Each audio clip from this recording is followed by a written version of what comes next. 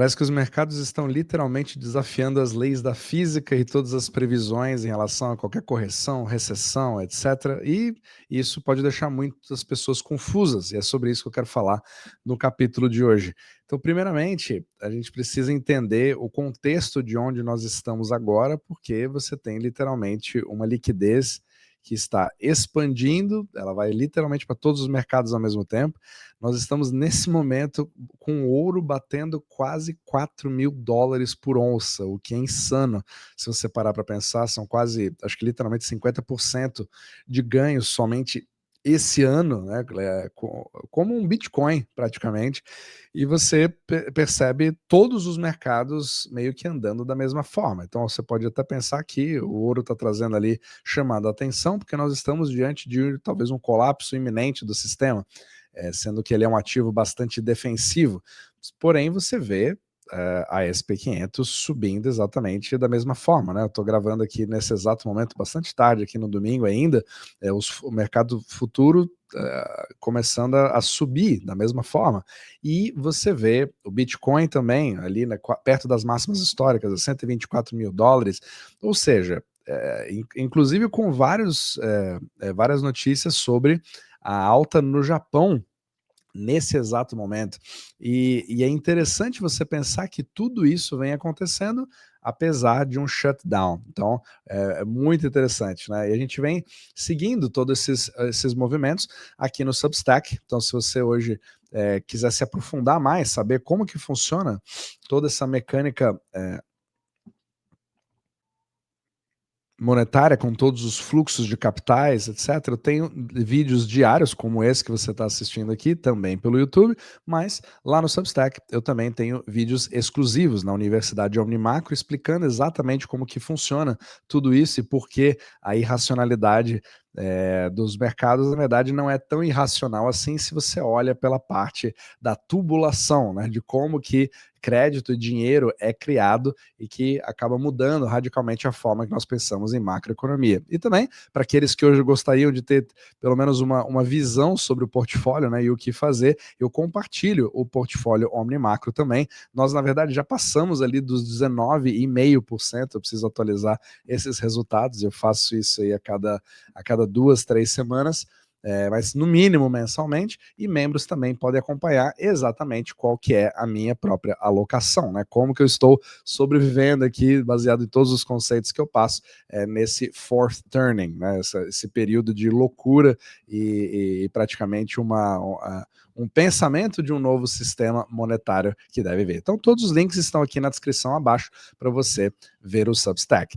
Agora, em meio a um shutdown no governo americano, a grande preocupação que se cria é em relação à solvência, né, dos Estados Unidos. E quem me acompanha nesse podcast sabe exatamente do que eu estou falando, que é a preocupação em relação à dívida americana de 47 trilhões de dólares e numa crescente exponencial.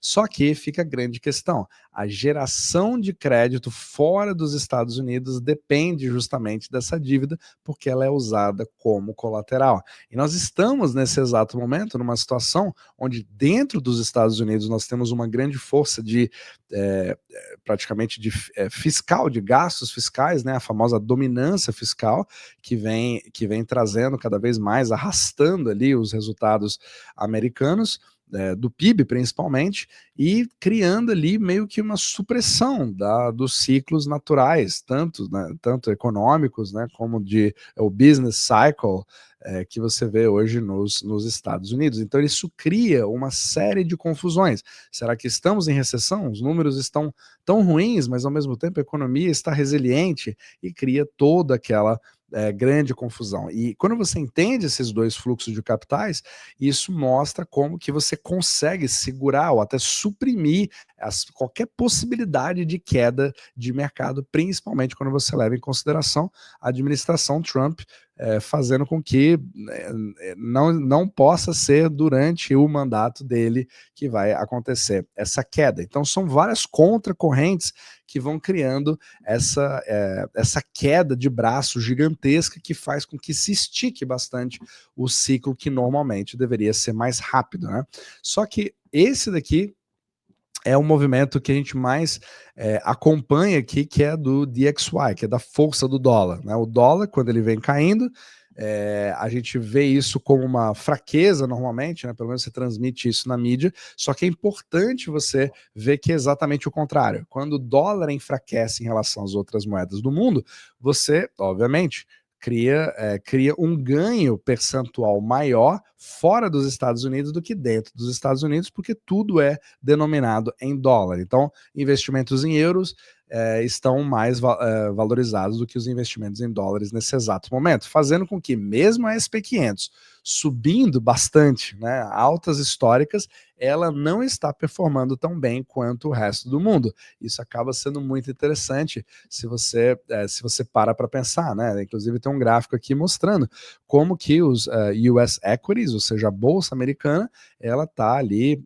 dando um lag, né? A performance dela está negativa em relação ao resto do mundo, o que dá a impressão de que seria ruim investir nos Estados Unidos. Porém, a quantidade de capital que está vindo para os Estados Unidos é gigantesca e crescente. Isso é liquidez se espalhando para o resto do mundo. E aqui é exatamente explicado pelo DXY. Então, essa parte, ela cria uma série de confusões, por quê?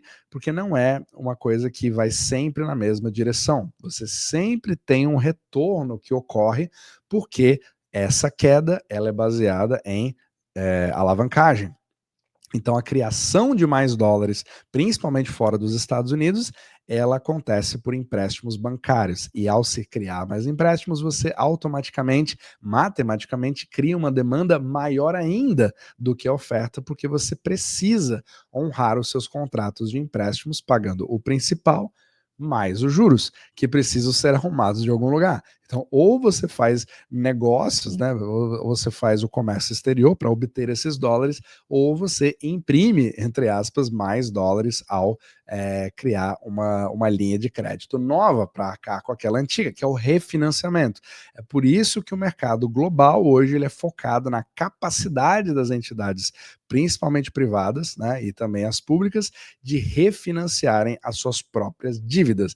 E juntando tudo isso com o fato de que os instrumentos mais seguros de todo o mercado escolhido, né, pela todas as entidades bancárias mundiais, como colateral, ou seja, como a calção para você pegar o empréstimo, porque elas são líquidas e livres de risco, são justamente os bonds americanos. E aí cria todo esse ciclo, essa teia de aranha que acaba criando um processo de dolarização, que é exatamente o contrário que a gente ouve. A gente fala que a gente está desdolarizando ao invés de dolarizar. Apesar de ser totalmente compreensível que essa é a intenção, quanto mais você vê esse gráfico, significa que mais o dólar acaba se perpetuando e as suas garras, né, vão aumentando ao redor do mundo. É bastante perverso, de forma alguma eu gosto desse sistema, mas a gente precisa entender como ele funciona, principalmente quando você cria a sua própria alocação. Então, quando você está num momento de dominância fiscal e, ao mesmo tempo, alavancagens extremas dos mercados, vendo liquidez indo para todo lado, você precisa se posicionar da melhor forma. Claro, cada um tem a sua determinada situação, mas só para você entender que esses fluxos de capitais acabam sendo muito mais presentes do que todas as medidas que nós tínhamos antigamente dos mercados em relação a valuations, etc. Né?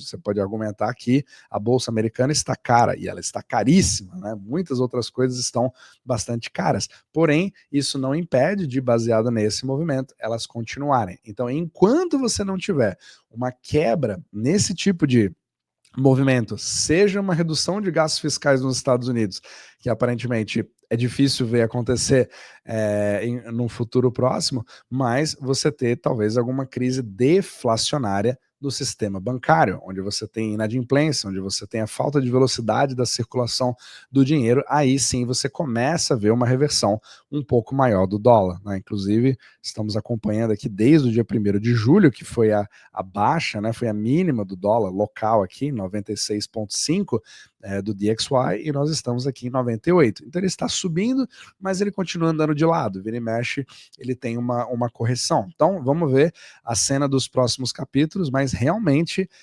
é um dos mercados que vem chamando muita atenção das pessoas, porque já deveria, em princípio, já deveria ter corrigido, mas quando você entende a forma, né, que o capital é criado, você também acaba fazendo mais sentido de por que os mercados conseguem se manterem irracionais por muito mais tempo do que nós conseguimos nos mantermos solventes.